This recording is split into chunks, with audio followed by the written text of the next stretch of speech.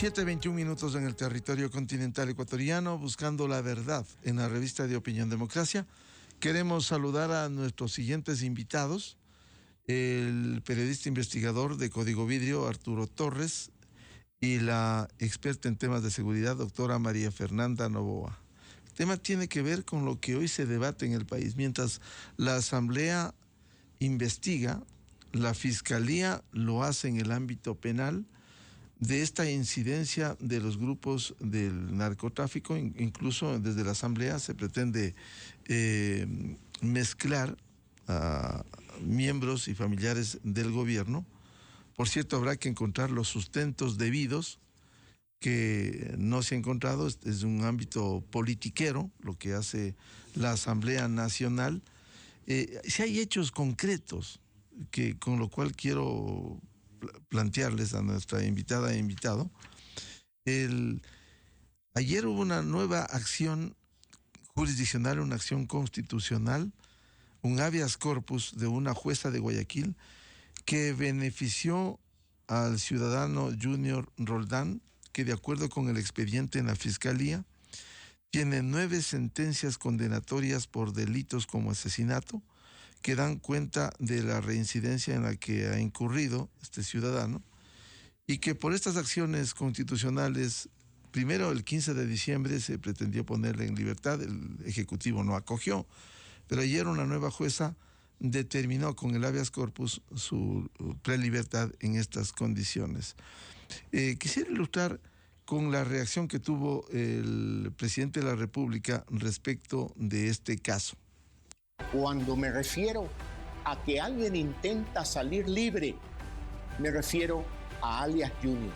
Junior, sentenciado a más de 20 años de prisión por asesinato, intenta salir libre al segundo año por decisión de la función judicial. Y tengo la obligación moral de prevenir los ecuatorianos.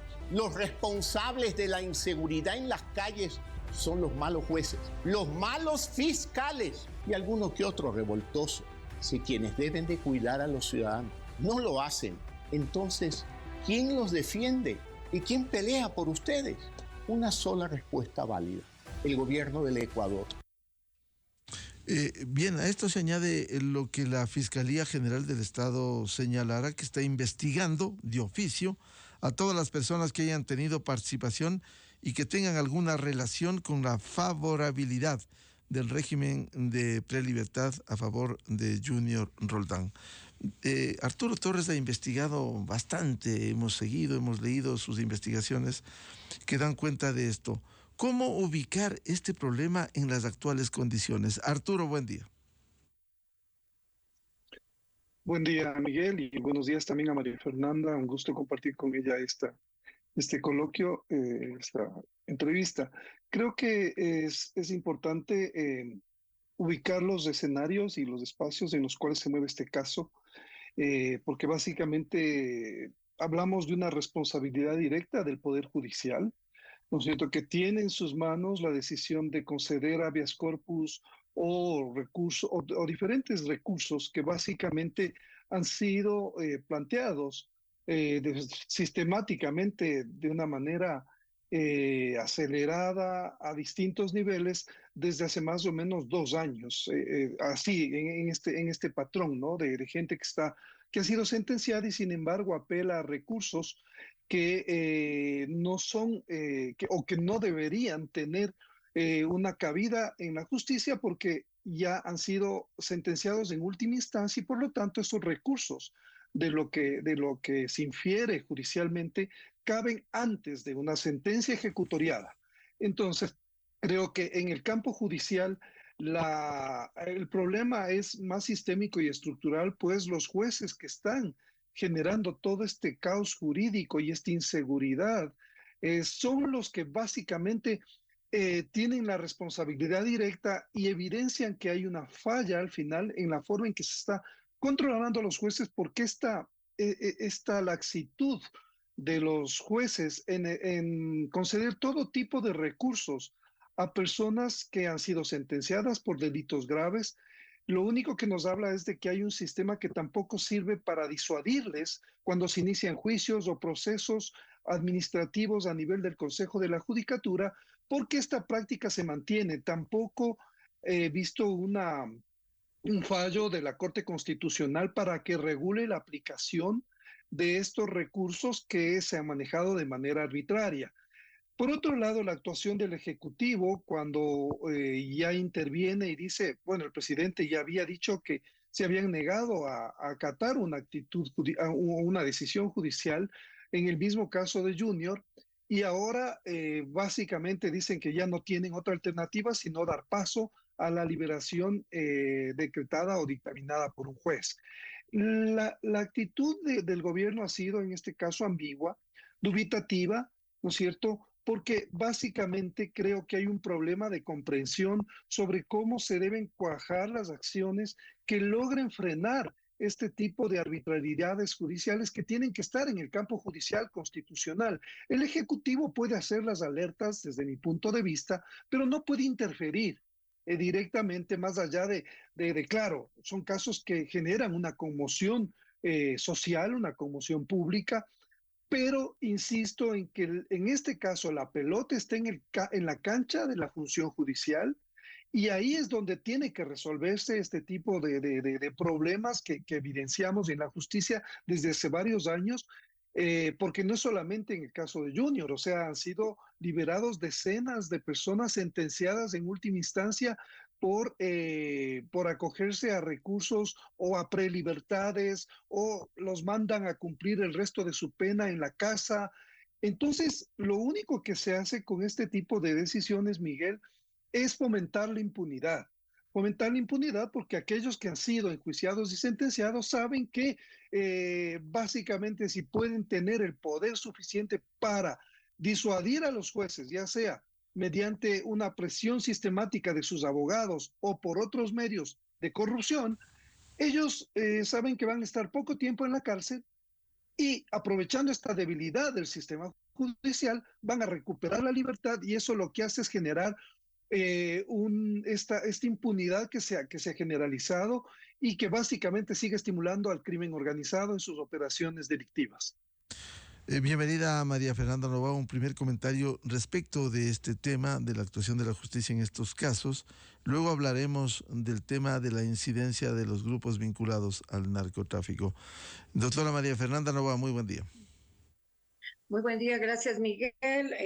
Gusto poder compartir igualmente con Arturo en este espacio. Yo lo que diría es que, resumiendo lo que ha dicho Arturo, para no repetir, estoy plenamente de acuerdo, es que básicamente el Estado está consolidando un sistema de criminalidad. Un sistema de criminalidad implica que existe ilegalidad criminal que está tratando de hacerse ver como que es legal.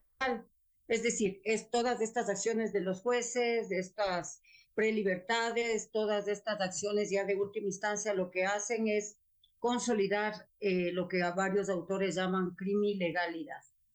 Esto tiene que ver entonces con que no solamente se cotan los jueces a los sistemas de la criminalidad organizada vía, en la mayor parte de los casos, vía acuerdos, vía cooptación, vía extorsión, sino también vía amenaza, vía violencia.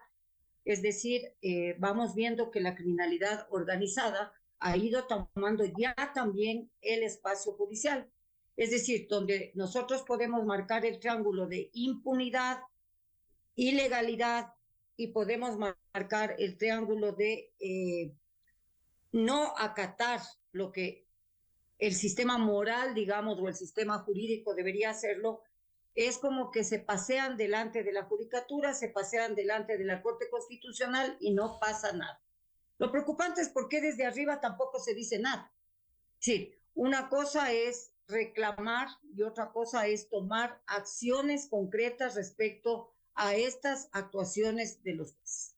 Entonces, a mí me parece que este triángulo que se está generando, como yo lo he venido diciendo ya desde hace algunos años, está consolidando la criminalización del Estado, uno de cuyos efectos claves es la toma de la justicia y la corrupción y la impunidad tomando la lógica judicial del país, el marco normativo, la actuación de los jueces, etcétera.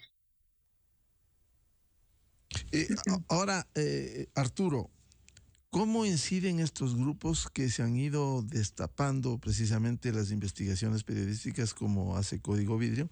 Ha demostrado esta penetración de estos grupos como el albanés, que hoy está en análisis político en la Asamblea Nacional e investigado penalmente en la Fiscalía.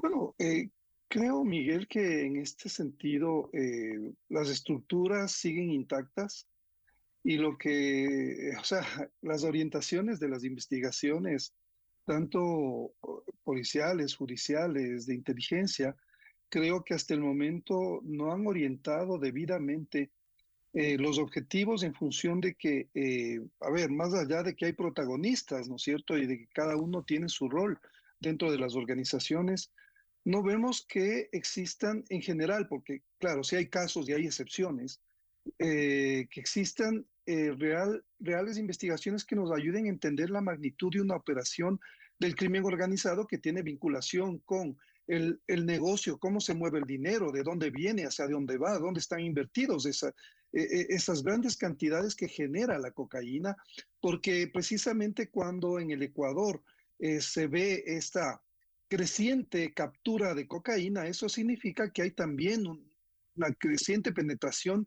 de esas actividades a nivel de lavado de dinero y de otras actividades donde se invierte y se quiere permear esos recursos del crimen organizado, del narcotráfico, vinculadas a otras actividades criminales, pero esa es la debilidad del Estado. O sea, no hemos podido todavía identificar a estas estructuras y nos quedamos en ciertos personajes, ¿no es cierto?, que aparecen como los actores o como los principales operadores, y no. Estas son estructuras mucho más complejas que deben ser identificadas adecuadamente, seguir la ruta del dinero. No hemos seguido la ruta del dinero y por lo tanto hay, o sea, esta poca experticia, esta falta de enfoque para entender cómo empiezan y terminan estas operaciones, todos los que están involucrados, porque cuando nos quedamos en los personajes, Miguel, y en estos hechos puntuales de coyuntura, de capturas permanentes de cocaína, básicamente le estamos haciendo el juego al crimen organizado. ¿Por qué?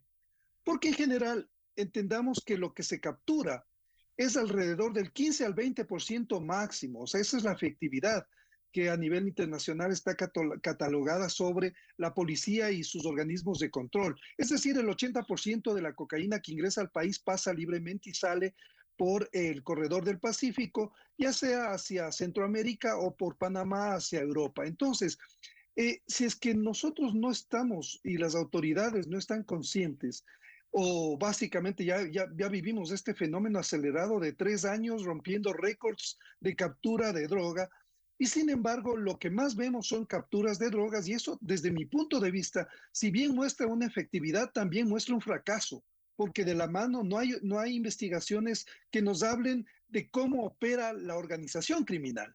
¿Cómo está estructurada? ¿Dónde está lavando el dinero?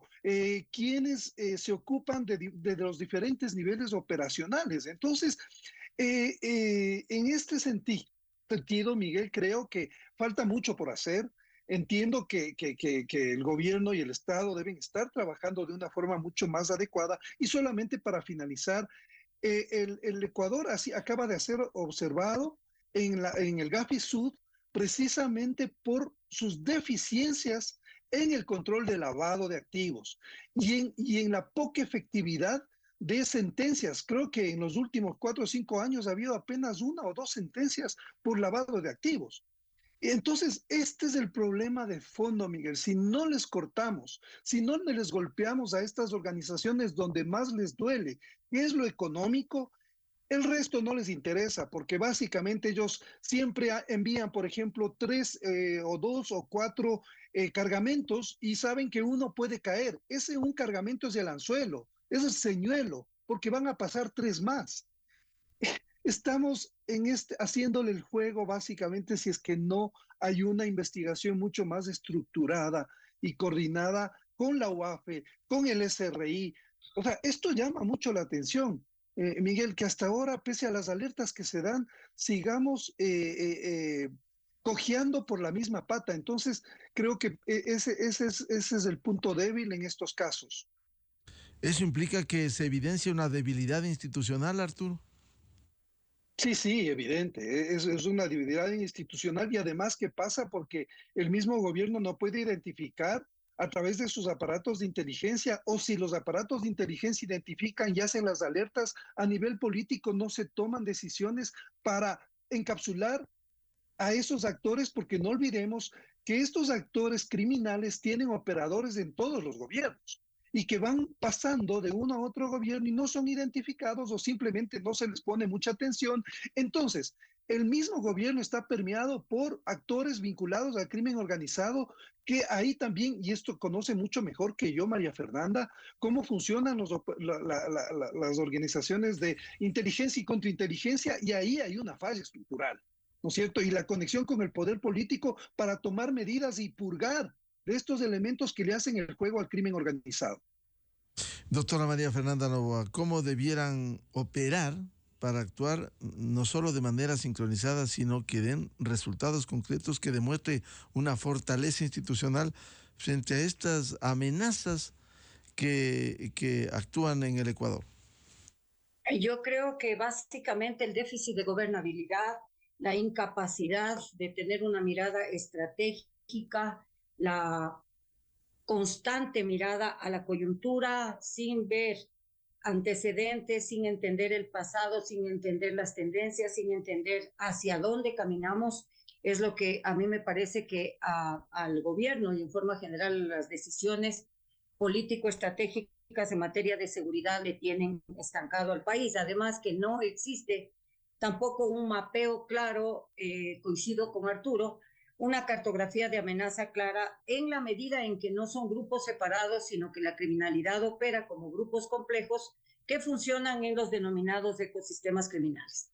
Ahora estamos hablando de las mafias y a veces hay una vulgarización del término mafia, pero sí hay que poner cuidado cuando hablamos de la mafia albanesa y de estos grupos, digamos, clanes, desde los orígenes y su relación también con la forma de operación de las mafias italianas, especialmente la siciliana. No en vano, en la época se firmó la Convención de Palermo para justamente a través de las Naciones Unidas para poder tener el control de esta actividad criminal. Y si se firmó en Palermo era porque prácticamente desde donde venían esta organización mafiosa o la visión de la mafia, que no es igual que un cartel. Por ejemplo, si yo hablo de el cartel de Sinaloa, cómo se diferencia de la mafia, o el cartel o los grupos criminales, los choneros, cómo se diferencia de la mafia, yo diría que básicamente la mafia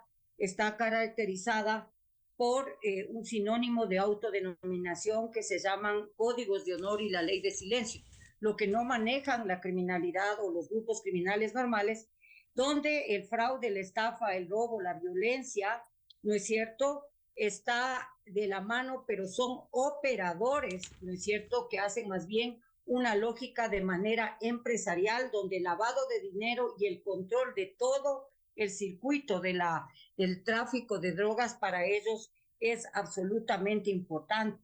Hay que decir también que siendo la Albania una de las zonas, digamos, que fue prácticamente la zona de vinculación más fuerte de la criminalidad de ferocidad y violencia, tenemos que esta mafia ha tenido el 63% de creencias en el Islam. Entonces su mentalidad y su forma de actuar, no vamos a pensar de que va a ser una forma de actuar suave, sino es una forma de actuar fundamentalista por un lado, y por otro lado hay organizaciones donde en estos grupos albaneses específicamente tenemos estructura del capo mayor, del capo su jefe o consejero, del capo régimen de aquel que maneja grupos de más de 10 personas, y del capo de cine que maneja por decenas. También hay los sicarios y también hay los que se llaman aspirantes a soldados. Es decir, tenemos estructuras específicas de operación.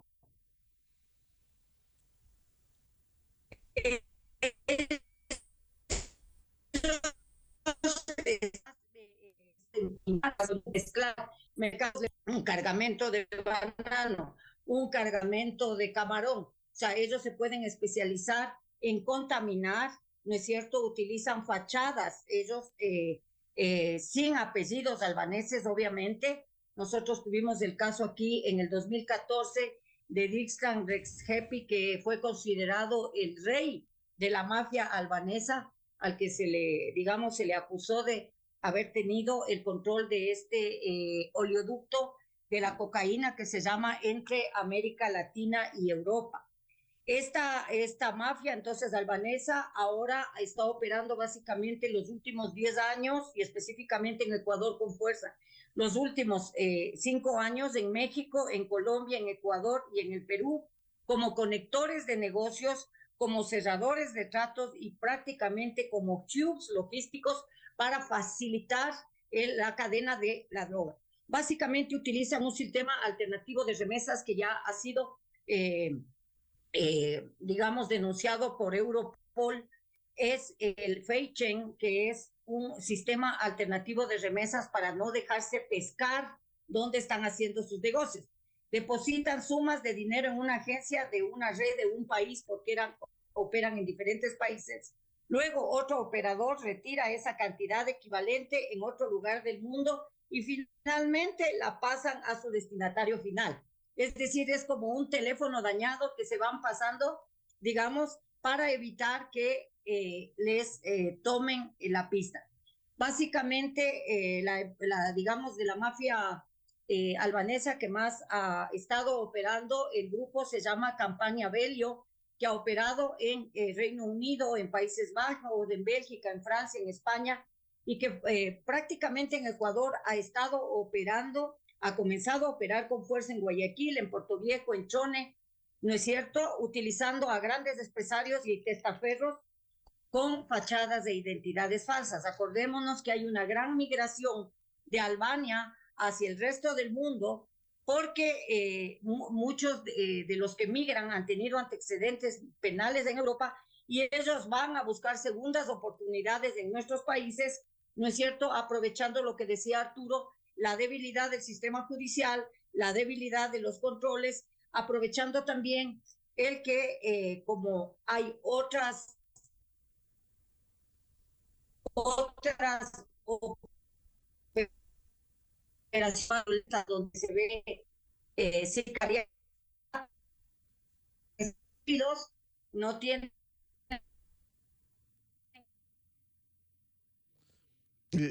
a María Fernanda para que continúe, que siga con la imagen, le vamos a llamar al teléfono para que continúe. Mientras tanto, quisiera formularle una pregunta. Si usted señala que están utilizando a grandes empresarios y testaferros, ¿están identificados estos sectores o hay debilidad institucional que no permite identificar a estos empresarios y testaferros de estos grupos?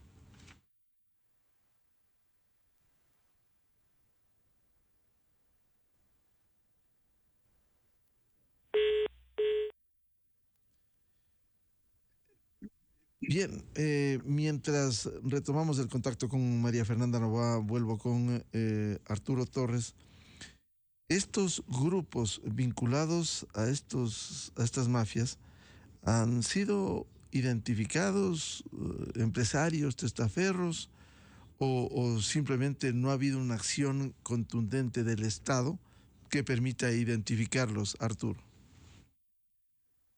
Sí, hasta ahora no hemos visto, Miguel, esta identificación, porque además ellos, como bien mencionaba María Fernanda, eh, utilizan un esquema que básicamente apunta a invisibilizar sus identidades y sus operaciones. Entonces, estamos frente a una camada de invisibles que además requiere de mucho intercambio de información con, por ejemplo, países europeos, con intercambio de datos que nos permitan perfilar a estas personas. Pero no olvidemos también, Miguel, que después de que se declaró la ciudadanía universal, esta gente tuvo muchísimo tiempo para poder, porque recién en octubre pasado, en octubre del año pasado, el gobierno acaba de exigirles visa a los albaneses. Entonces ellos han tenido suficiente tiempo como para ingresar al país sin visa, y no olvidemos que hasta hace pocos años Migración no estaba en control de la policía, le quitaron esa competencia a la Policía Nacional, es decir, para que pueda investigar a quienes ingresaban al país y sus antecedentes y poder a su vez solicitar información de quiénes son estos personajes que están entrando de manera sostenida al país.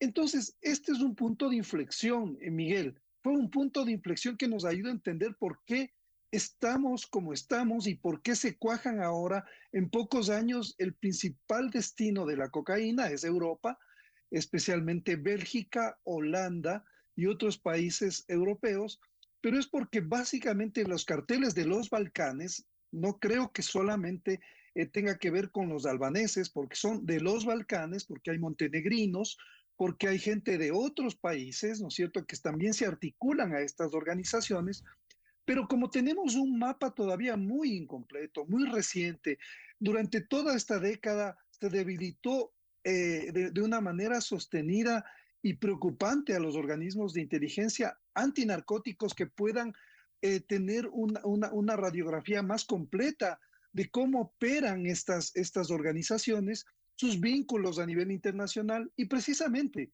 mirar esto que bien señala también María Fernanda. O sea, este es un esquema regional.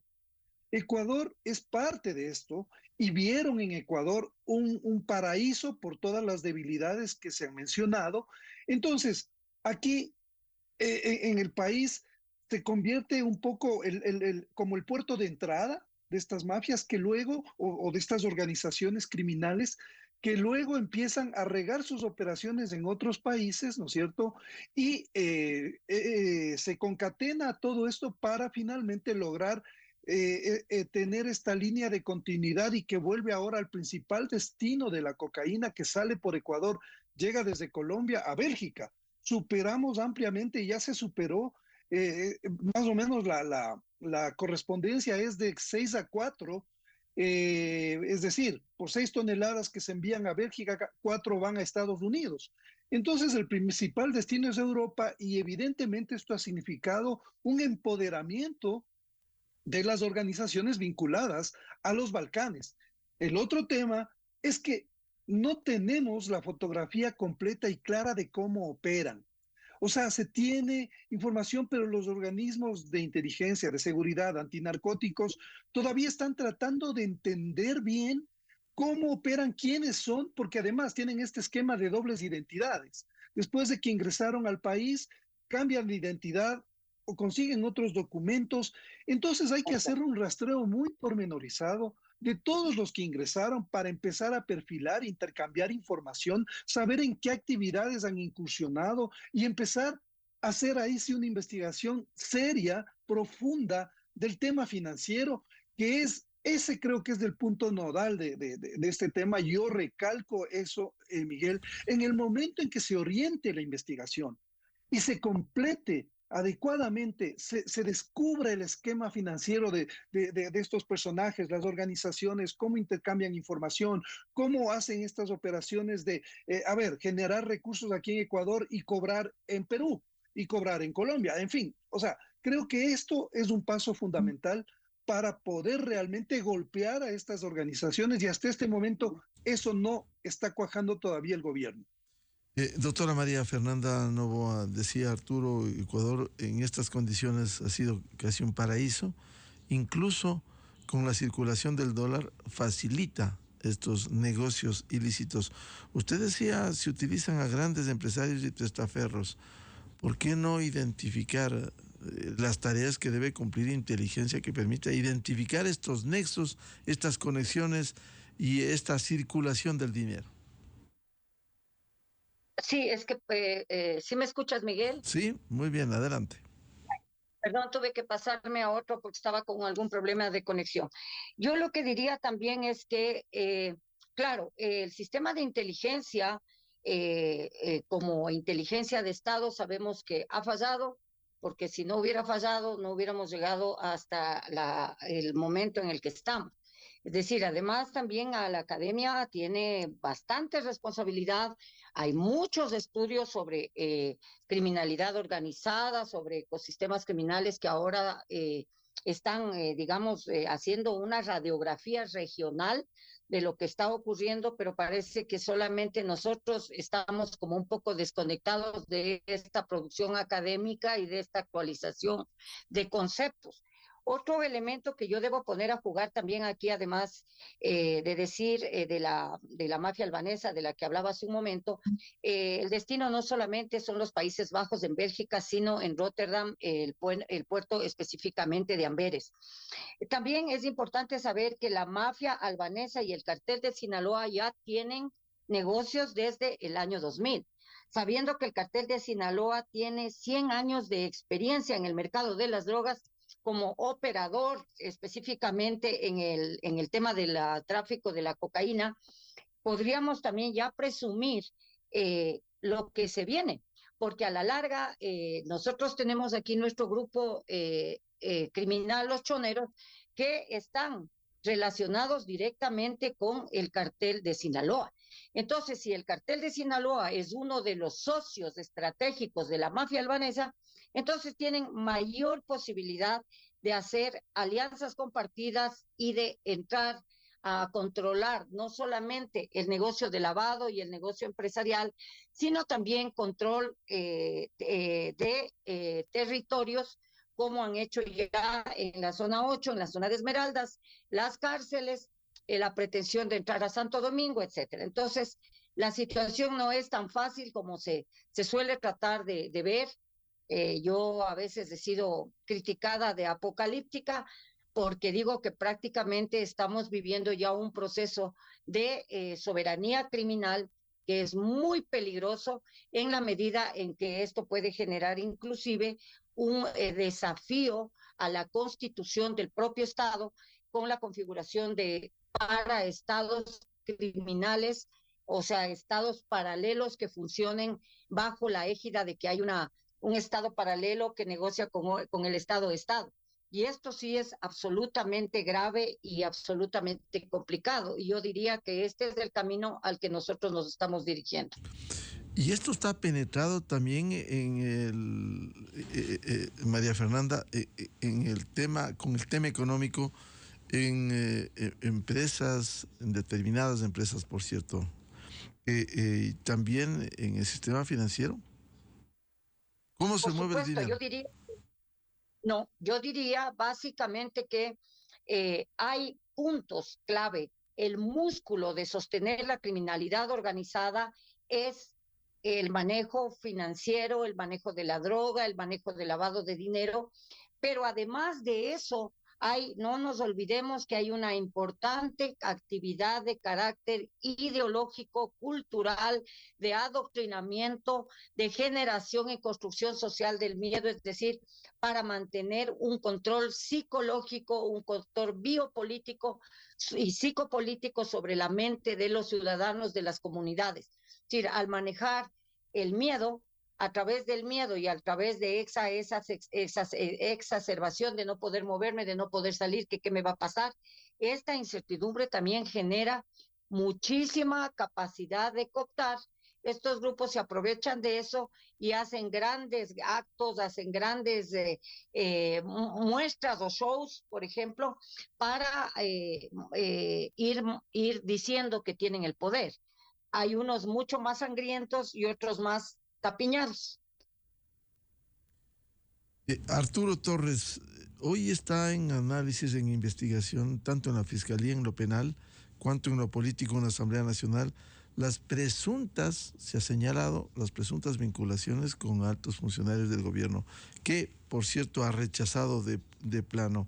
¿Se podría vincular al gobierno como hoy con facilidad dicen estos integrantes de la comisión que investiga este caso, el caso del grupo albanés y el presunto financiamiento? Se han aventurado a decir un financiamiento de campaña electoral.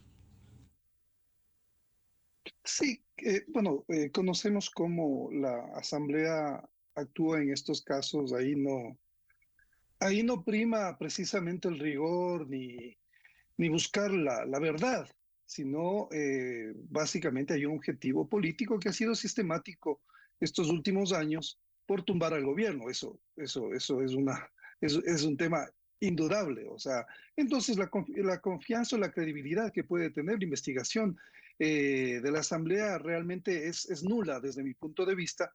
Ellos lo que hacen es un juego político y un juego de show, circo, espectáculo, ¿no es cierto? Que básicamente lo único que hace al final de todo esto, yo vería a los lores, digamos, o a los varones de la droga deben estar sentados pegándose, o sea, viendo este espectáculo como algo que les beneficia muchísimo, porque además ha quedado expuesto, por ejemplo, en el tema ya judicial, la investigación estaba en el campo de la fiscalía, que básicamente de lo que ya se ha conocido y de lo que la misma fiscalía ha reconocido, esa investigación se cerró como indagación previa después de un año más o menos de investigaciones y de escuchas.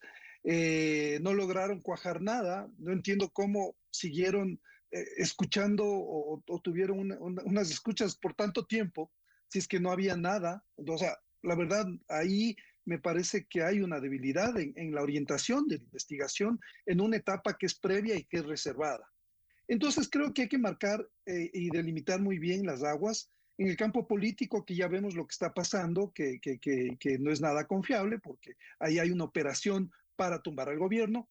Y por el otro lado, el tema estrictamente judicial, en el cual de lo que ha salido, de lo que las autoridades judiciales, porque esto no olvidemos, Miguel, que un juez es el que además ordena por pedido del fiscal que se cierre esta indagación previa.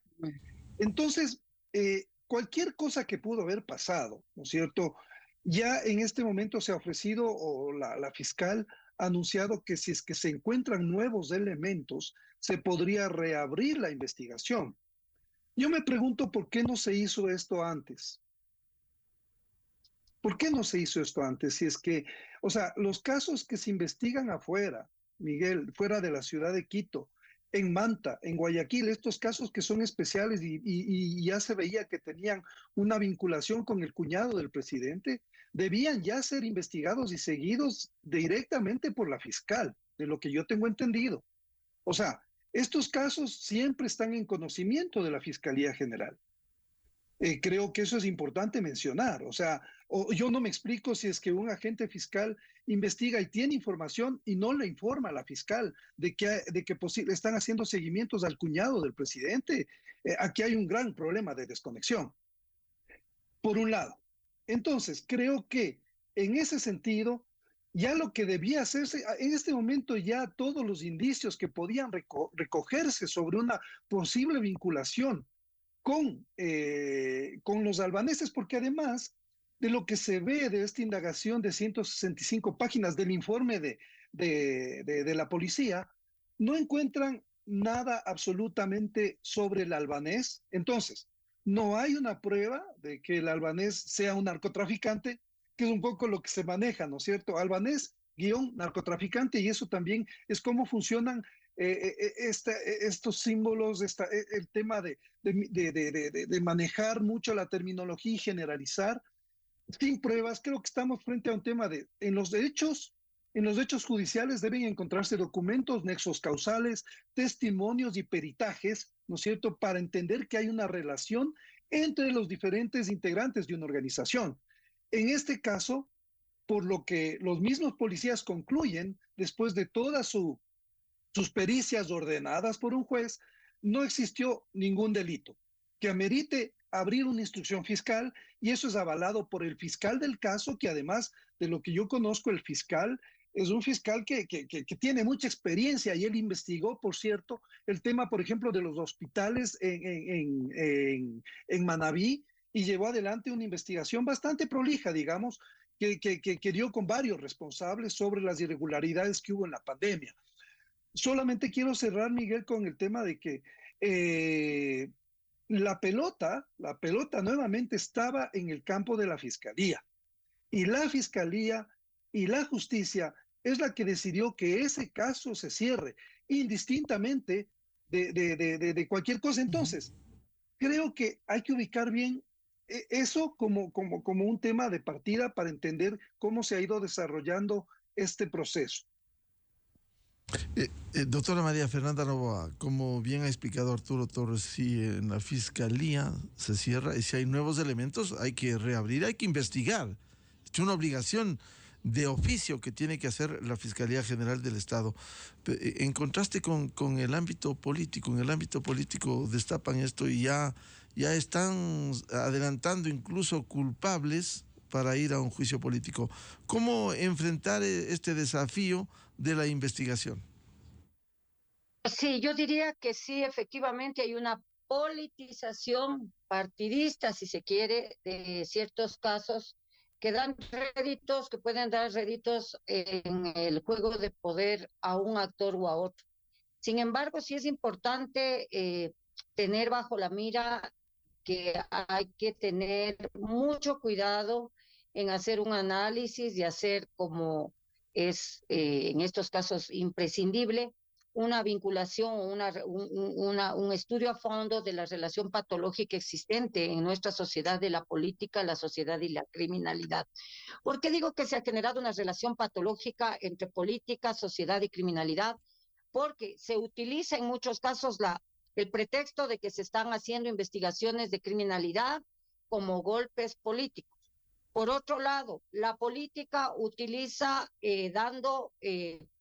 o los conductores culpando a la criminalidad como que si ella existiera solita por generación espontánea, el avance de la criminalidad y del proceso de criminalización del Estado.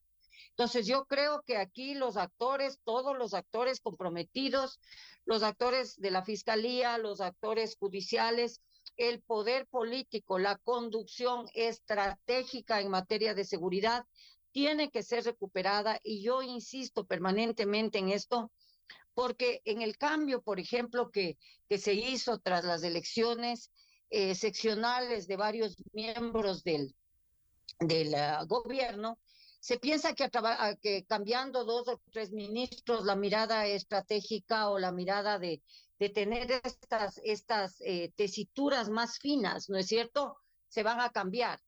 El país lo que requiere es tener una visión de largo plazo, una visión anticipativa, hacer estas investigaciones en fondo donde no solamente están comprometidos el Estado, están comprometidos los medios a hacerlo de manera seria, no de manera, digamos, como un espectáculo, sino de manera seria, y también la academia tiene que contribuir para clarificar, para poner elementos teóricos, elementos analíticos, tratar de entre todos, lamentablemente entre todos ya suena como una fantasía, porque parecería ser que cada uno jala el agua a su molino y no hay una visión de bien común, se ha roto el tejido social, hay una fracturación de este sentido del bien común, parecería que la corrupción se sigue institucionalizando y por eso es necesario poner, digamos, las cosas con fuerza, las decisiones estratégicas desde el conductor del Estado, desde sus asesores, gente que debería ser especializada, por lo menos en los temas de seguridad, si van a manejar temas de seguridad, gente de inteligencia igual, o sea, del CIES no sabemos nada. Como digo yo, lamentablemente no se conoce cuáles, seguramente tengan excelente trabajo, excelentes informes, pero digo, si funcionaría bien la inteligencia en este país, no estaríamos, y la contrainteligencia. Hace un momentito que Arturo hablaba de estos grupos también, nadie se ha preocupado por entender cuál es la fortaleza que tiene la criminalidad organizada en materia de inteligencia y contrainteligencia. Es decir, ellos utilizan todos sus golpes de manera anticipada, con alertas tempranas, lo que el Estado propiamente dicho no hace. Entonces, yo creo que aquí es un mea culpa de todos, no tirarse la pelota de unos a otros, sino más bien ir construyendo este sentido, pero con sensatez, con una mirada clara, ¿no es cierto?, de lo que hacia dónde deberíamos caminar en conjunto, Miguel. Muchas gracias por aportar con responsabilidad a este debate de un tema delicado como lo es, hemos puesto en escena, al periodista investigador Arturo Torres y a la experta en temas de seguridad doctora María Fernanda Novoa, muy amables como siempre por participar en la revista de Opinión Democracia. Muy buen día. Muchas gracias, Miguel. Buen día. Muchas gracias. Hasta luego, chao Arturo, hasta luego. Chao, muchas gracias. Hasta luego. Muy buen día. 8:06 en el territorio continental ecuatoriano, buscando la verdad en la revista de Opinión Democracia. Vamos a una pausa publicitaria y ya volvemos para hablar de un tema que debiera ser interés de todos. No porque haya vinculación directa en este momento con un sistema de pensiones del Seguro Social ecuatoriano.